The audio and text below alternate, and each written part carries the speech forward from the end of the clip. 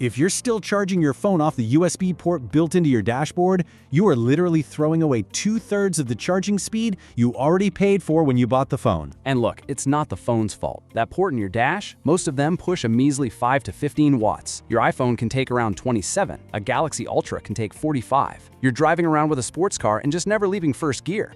Today, we're breaking down the 5 best fast car chargers for iPhone and Android. Real brands, real prices, and real charge times. I'll tell you 2 things up front. One of these chargers completely beats a model that costs twice as much, and one really expensive looking spec is just a complete waste of money for iPhone owners. You'll know exactly which 2 by the end. Just don't skip ahead, because I'm telling you the absolute biggest number on the box is usually the biggest lie on the shelf. Quick story time. Last summer, I'm driving my sister-in-law's car to a wedding. The GPS is running on her phone, plugged right into that built-in USB port under the armrest. 40 minutes of driving. Do you know how much battery she gained? 9%. Just 9. Oh man, no way. Yeah, and we hit a construction detour in a town neither of us knew, and the phone dies at the exact second we need the next turn. So I'm out there navigating by memory and a literal gas station receipt with a tiny map printed on the back of it. We made it, sure, 20 minutes late, but I walked into that wedding telling everyone the exact same thing. It is a $40 fix, and I skipped it for years for absolutely no reason. And that is the part nobody gets. A fast car charger is the absolute cheapest upgrade you can make to a car. It is cheaper than a tank of gas, and you use it every single day. Let's fix this. 5 chargers. Number 1. This is my top pick, and I will defend it with my whole chest.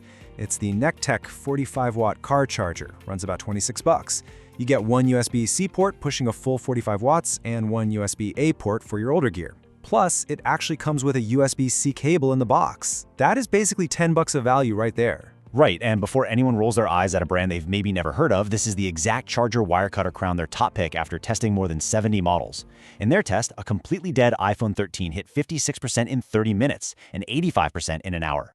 And that's exactly why this $26 charger flat out outcharges the $40 and $50 ones. It isn't magic. 45 watts through USB-C power delivery is literally more power than any iPhone could even accept. Hold on, say that again, because this one sentence saves people real money. iPhones top out around 27 to 30 watts of wired charging, so a 45-watt port is already over-spec'd for an iPhone. And for most Android phones, 45 watts is full speed too. That is exactly why this thing wins. There is one warning though, and it definitely matters. It's one USB-C and one USB-A. If you and your passenger both have newer phones, someone is stuck on that slow port. Keep that in your back pocket, because number 2 fixes exactly that problem. For the beginners in the room, here is how you read these boxes. If a cheap charger only says Quick Charge 3.0, well, that's Qualcomm's language. Your iPhone does not speak it. iPhones speak PD, power delivery. That's the magic word you're looking for. Okay, number 2. Number 2 is the ultimate 2-phone household pick, the Scosche PowerVolt PD40, 20 bucks, sometimes even less. You get 2 USB-C ports, 20 watts each, 40 total. I know, 20 watts per port sounds kind of small, but it's the smart number, not the cheap number. Remember the iPhone cap we talked about? 27 to 30. 20 watts charges an iPhone at practically full speed on both ports at the exact same time. My wife and I love this one because neither of us has to babysit the other one's battery. Wirecutter's numbers back it up too. Dead iPhone, 53% in 30 minutes, 83% in an hour. It's basically tied with the Nekteck, except 2 people get fast charging at once. And it comes with a 3-year warranty plus lifetime tech support. On a $20 charger, let me just say that twice, 3 years! I love that Marcus is getting genuinely emotional about a warranty right now. Somebody write that down. Hey, I get emotional about companies that actually stand behind their cheap gear. That's the whole job, Dean. Plus, it sits super low in the socket. It's no giant brick waiting to smash your knee or block your gear shift. And there's a little blue LED so you actually know it's alive. The one thing I won't do though is hit 45 watts for a Galaxy Ultra. It's PD 3.0, but it does not have PPS. If you've got a Samsung that wants full super fast charging, this will charge it just slower. Number 4 is your buy for that, but hold that thought. Number 3. Now this is the one we actually both agree on, which honestly almost never happens. It's the Anker 535. 67 watts, 3 ports, 2 USB-C, 1 USB-A. The street price sits around 44 bucks and it dips under 40 on sale. This is the buy one and stop thinking charger. It features Power IQ 3.0, which is Anker's proprietary thing where it figures out exactly what you just plugged in and feeds it the fastest safe charge. It does PPS, so your Galaxy super fast charging works beautifully. And USB-C port 1 can push the full 67 watts. That is enough juice to charge a MacBook Air or a tablet, not just a phone. It also features Active Shield 2.0, constantly watching the temperature and output. I know it sounds like marketing speak, but the practical reality is this. It's the charger you leave in your car for 5 straight years and it never cooks itself or your phone. Anker says an iPhone hits 50% in about 25 minutes on it. It's really tiny too, like 2.5 inches long, maybe the size of my thumb. It sits perfectly flush in a tight dash. And just like the Nekteck, you get a cable in the box. One detail though, when all 3 ports are full, that big USB-C port drops from 67 down to 45 watts. It's still incredibly fast. Just don't expect the full 67 while you're charging 3 separate things at once. My honest take, I would absolutely buy this for my own car. Dean's cheaper picks do 80% of the job, this one does 100, and honestly, it'll probably outlive the car itself. Okay, here's where it gets really interesting. Because the next two are where people absolutely waste the most money. One is a complete must-buy if you own the right phone. The other is a massive trap if you don't. Yep, and that's the big mistake we warned you about earlier. The trap that literally turns a 160-watt charger into a 15-watt charger. We're getting there, stick around.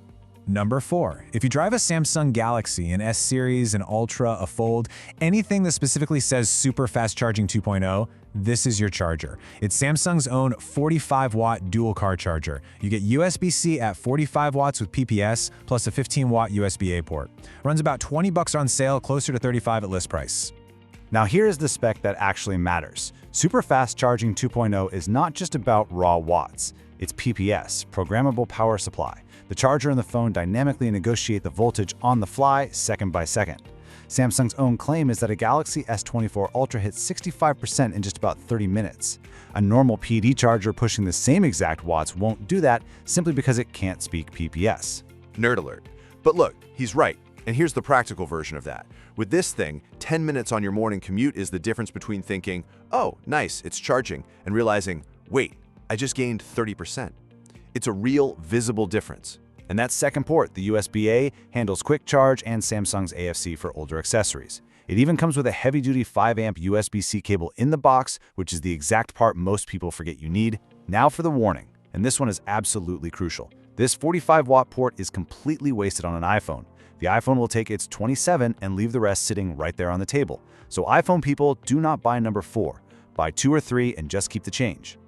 Number 5 is the road trip monster. The Baseus 160-watt 3 ports. One USB-C that can push a massive 100 watts, plus 2 more at 30 each. It packs the whole alphabet soup, PD 3.0, PPS, and QC 5.0. Street price is all over the place, maybe $20 to $40 depending on the week. And this is the exact moment where I have to say the thing. You ready? A 160-watt car charger is not actually giving you 160 watts. Here is the math literally nobody tells you. Your 12-volt socket is fused, usually at around 10 to 15 amps.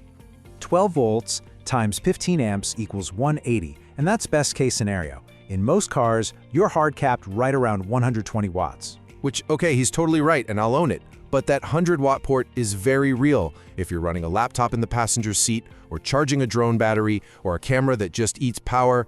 This is the only option on the list that feeds a laptop and 2 phones at once without dropping a single thing. And that is exactly who it's for. Not your average commuter, a family road trip, a delivery driver, a videographer, somebody running a tablet for navigation and 2 phones at the exact same time. For them, this absolutely earns its price.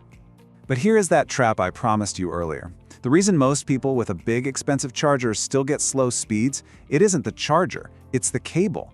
A thin, old USB-C cable rated for 60 watts, or some cheap gas station cable, will literally choke that 100-watt port down to almost nothing. So your fancy 160 becomes a 15-watt charger, and you just blame the product. And there's the trap we promised to explain. The real mistake isn't buying the wrong charger, it's buying the wrong cable. And we're about to do the full list of these so you don't fall for any of them. Right before the verdicts, here's the stuff we really wish somebody had told us before we ever plugged one of these in. Number 1, the cable matters way more than you think. A USB-C cable has a strict wattage rating. If it's not rated for your charger, it throttles everything. Just buy a 100-watt rated cable once and be done with it. Number 2, that built-in USB port in your dash, it is not broken, it's just terribly weak. Most of them are 5 to 15 watts, simply because car makers treat it as a total afterthought. Use the actual socket, not the built-in port. That alone is usually the entire fix. That was my wedding story, by the way. All that massive panic for a $40 fix. Number 3, match the charger to the phone, not the other way around. iPhone, around 27 to 30 watts max. Galaxy Ultra 45 with PPS. A 100-watt charger will not charge your phone a single second faster than a 45-watt charger. It'll just cost you more and take up more of your socket. Number 4, that fuse thing again. If your socket is capped around 120, don't pay extra for 200 watts of pure marketing. Buy for the specific devices you actually own, not just the biggest number you can find on Amazon. And number 5, always buy from somewhere you can actually return it. No-name chargers lie about their specs constantly. The 5 on this list, we know the real numbers. A random 120-watt brick from a gas station might actually be 18 watts with a fancy label and a bright LED. Which, fun fact, is a mistake I actually made. Dropped 40 bucks on a gas station fast charger once, it ended up being slower than the dashboard. So I'm definitely not just narrating this for fun. Cheap is totally fine, fake specs are not. One more thing, check if your socket stays live when the car is actually off. Some do, and that little blue LED is a slow drain on your battery. If you're parking at the airport for a week, just unplug the thing. Time for the verdicts. Look, if you own a Galaxy, the Samsung 45-watt is the only one on this list that unlocks super fast charging 2.0. And trust me, that's a real measurable difference you'll feel on every single commute. If you run a laptop or a heavy camera on the road, the Baseus 100-watt port absolutely earns its keep. For literally everyone else, just listen to Dean for once. He said it. Write that down too. Here is my verdict. Most people should buy the Nekteck at 26 bucks and stop right there. It outcharges chargers twice its price. And if you want one single charger that does everything and actually lasts, the Anker 535 at 44 bucks is the last car charger you'll ever buy. The only question left is, how many hours of your life are you going to waste plugged into that dead dashboard port before you make the switch?